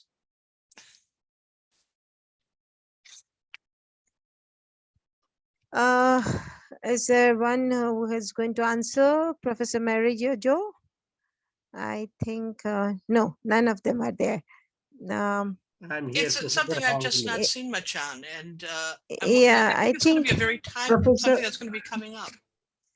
Professor Hanglu is going to give the answer, I believe. Yes. Oh, lovely. Actually, Dr. Nandini and others who want to sort of know the answer of all these problems, you know, because the earlier question also was about social disharmony, and Mary Jo's question. The basic problem in this world is, you know, the basic problem in this world is today the idea of trade, you know, the idea of economy. Everybody right from beginning to the end, every political power wants to be rich, wants to pull down the other one. In fact, I feel that the disturbance with political peace or social peace or cultural peace is complementing to dispeace in the environment. You see, if I want to capture, you know, Ukraine, I'm devastating. I'm not bothered about the grass. I'm not bothered about rivers. I'm not bothered about trees. I'm not bothered about mountains, glaciers, because I just want to show that I'm the bigger power. Similarly, if you come down to the smaller levels also, at smaller level also, it happens the same way. So it's idea of me or none. This is why I said at the very outset and at the beginning that if you look at Indian scripture, the Indian scripture says there can be harmony between, there cannot be harmony in the world unless Purusha, that is the existence, you know, is at peace with the nature. Prakriti. Prakriti is nothing other than nature. But we are not thinking about that. We are thinking about environment and other, you know, establishment of peace only when we have already destroyed it. Our entire education system in many countries is completely faulty. Our social systems have been neglected totally. Culture has gone down the drain. Look at the industrialization. Look at the capitalism and the devastation of environment everywhere. I was quoting the case of Kashmir. We had to tell the peasants in Kashmir, don't cultivate rice in certain areas now because there is no water in those areas. So this is basically the idea of trade in the beginning, that idea of developing as trillion-dollar economy and million-dollar economy or billion-dollar economies all over the world is basically devastating people. The more we think in terms of, enriching the world with more technology, enriching the world, but the more we find the poverty, the more we find, migration. We are not caring about the urbanization. There are many places, in fact, the city I live today has no river. Can you imagine? It has no river. Before our own eyes, we have seen water getting depleted, mountains getting destroyed. There is no existence. I think that's the end of the world. Because we have a group of politicians who don't care for anything all over the world at all. True. Who are not sensitive to the nature. So unless there is existence, there is relationship between the Purusha and Prakriti, we cannot have peace in this world. Whether it is two individuals, whether it's a village, whether it's urban society, whether it's two countries, and so on. That's my brief to say about it. Thank you. Absolutely. Thank you so much. In fact, that what is bothering, like what I would just now, since Dr. Marijo is there, she is one of the most, I think, sought after person to answer this.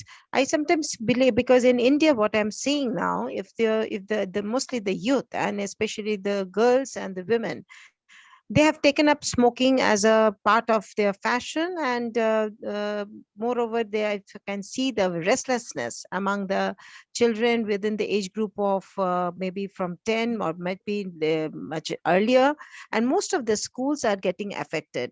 So I was, since you can see the impact, the environmental stress is actually coming through the process, and we can see the infant, from the fetus, we can see them that when they are growing, they are coming with a lot of stress. There are a lot of violence. There are a lot of, I would say, conflicts, conflicting personality. And that is also the reflection, because we are the product of the nature.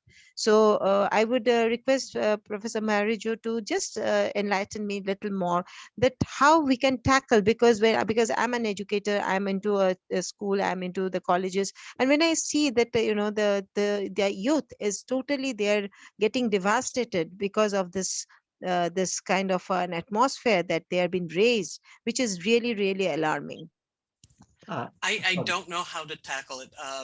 But I'm thinking back, among other things, to the Russian fox experiment, where within just 2 generations, for those of you who are not familiar with it, fox are pretty nasty animals. They're very aggressive. And what some researchers did was they decided to try to breed a tame fox. They were getting results within 2 generations, not just from genetic changes, but from changes in these markers, the silencing and activation of different genes, and which created the different changes in the pathways in the brains, different clusters of neurons, especially in like the hippocampus being affected, and the amygdala. And they wound up just a few years ago, when we got really good at looking for epigenetic markers, finding there were several dozen things that got turned on or off, not just in the domesticated fox, the tame ones, but also in ones they bred for increased aggression. They were often the same markers, but it was these little, what they call micro RNAs, these little bits of what we used to call junk DNA that were turning on and amplifying or depressing the effects of proteins. If we can have this kind of an effect in another mammal that quickly, what is this competition? What are these wars? What are these competitions? What is the sense of self-entitlement in many countries like the United States doing to our next generation? of children. I don't know.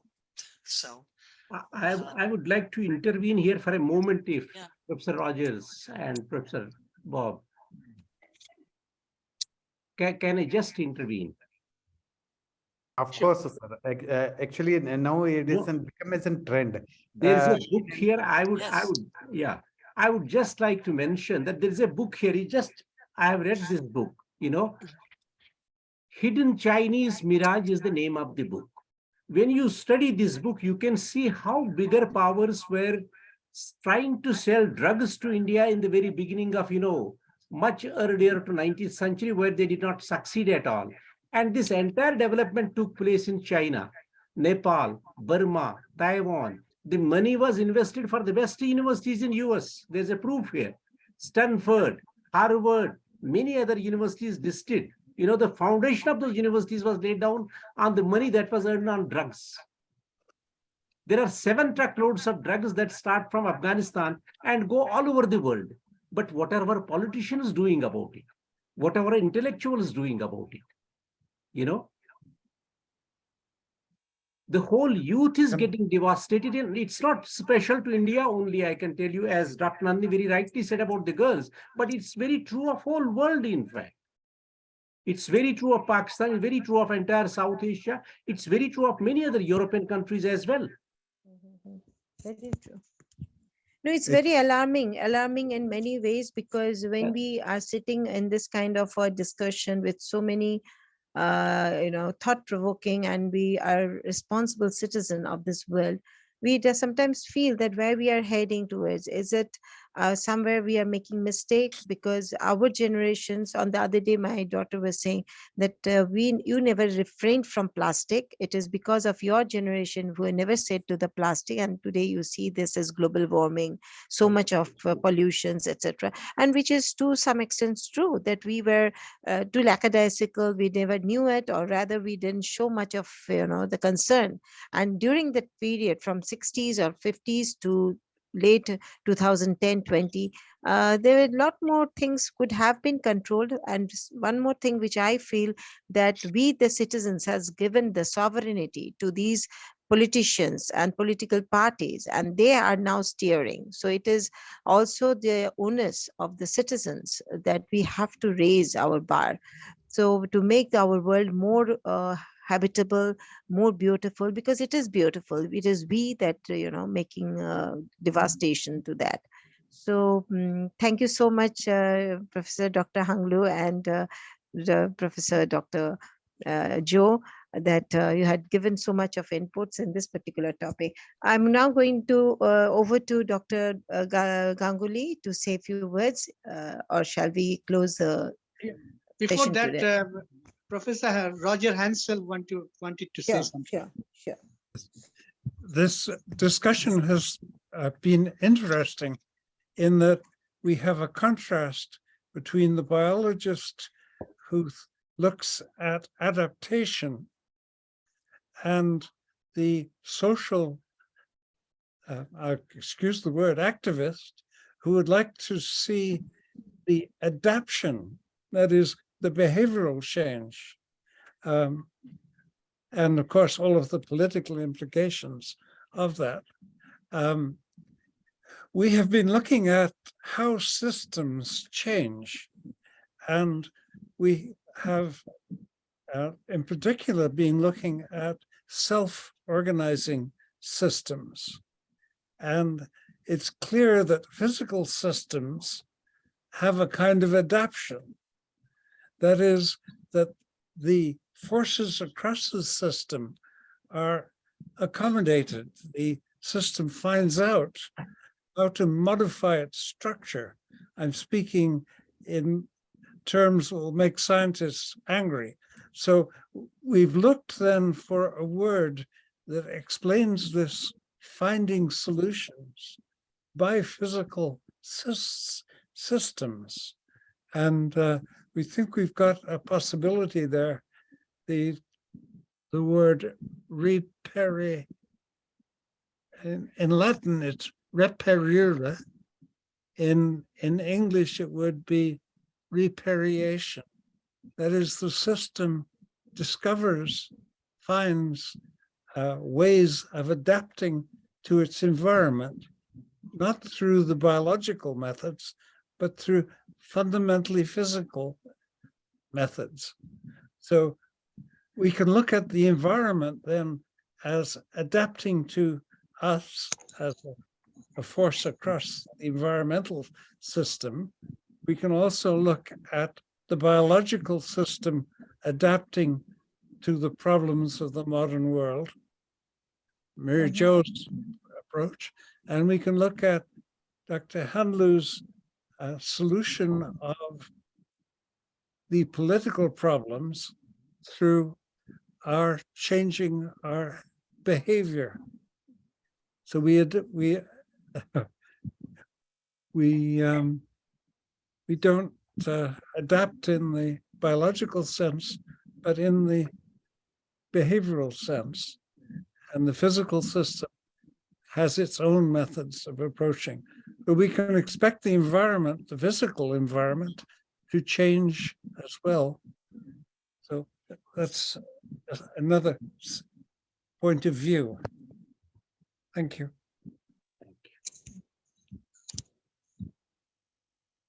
Thank you so much, Professor. I think your words, the last few words mix so much, you just recapitulate the whole thing, which was delving in our mind that how we can relate the sociology, the political aspect, the biology, and the environmental science. The environment as it is has got all the nuances, and the environment can only kind of a symbiotic relations with all these different facets, whether it's from biology, because that has its impact on the environment, because we cannot see many process which is going on inside or which is going through this evolution, but the environment has its impact, and we can see that in physically when the product is coming. So we are in that particular era where we can see that how these elements had really seeped into the genetically into our the process of, as Dr. Jo had talked about the RNA, and that impact is coming now. So people are getting violent, people are getting stressful, people are becoming restless. It's maybe there's a culmination of the era. So I think this is really taking us to another different chapter, and Noble International University can delve on this chapter and can give more light on our next session.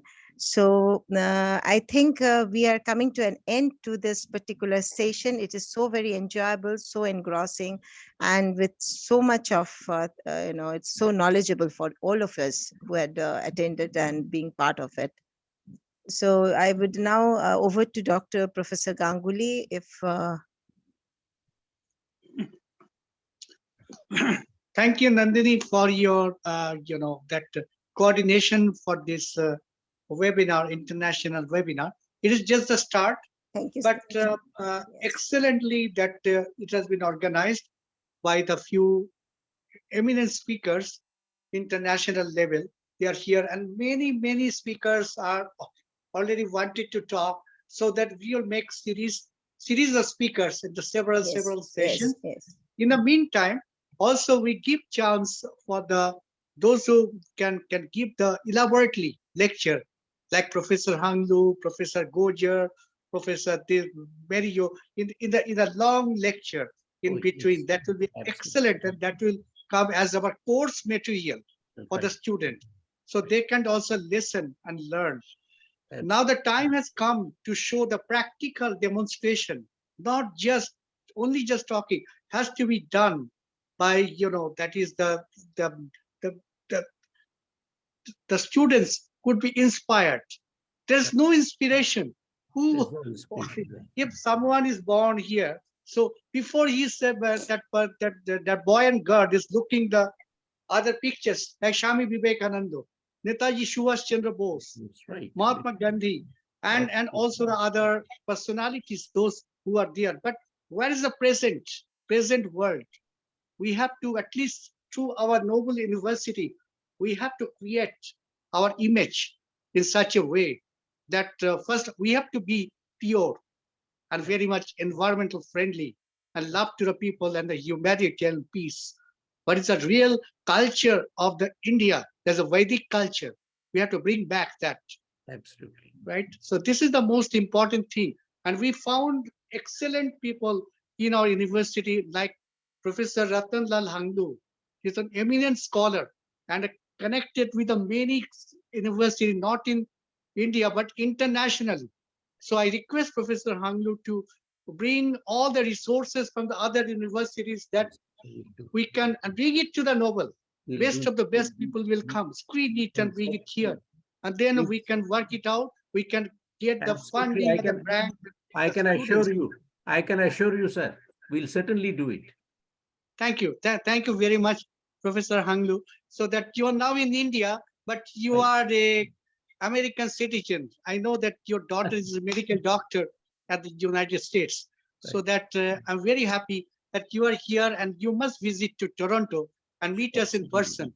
And we will organize the several international conferences here in Canada and in US, because with the musical culture, musical thing, Nandini is there.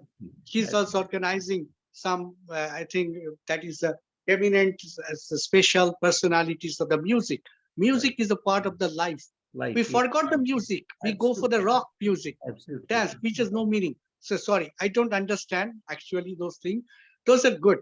But the point is that we have to come to the classical way of the real music, Vedic music, which will be the pleasure for everybody, should be amazed. So this is the thing. So thank you very much, all of you. Thank you all. So Mary, you want to say something little or no? So thank you very much. So all the speakers, distinguished scholars, in future, please invite your friends, those who understands, who want to change this planet, who want to do something positive vibration. Invite all of them. They should come and join. Make our university the best university in the world. So why we were talking about the MIT, Stanford, Harvard? Right. Why not this university? It is a mixed cultural university with the East and West. Absolutely. So let's make it successful. And we got the great people, personality in our organizing committee, so that we can work it out. Thank you very much. Thank you, you, Professor Roger, do you want to finish something? You want to say something about?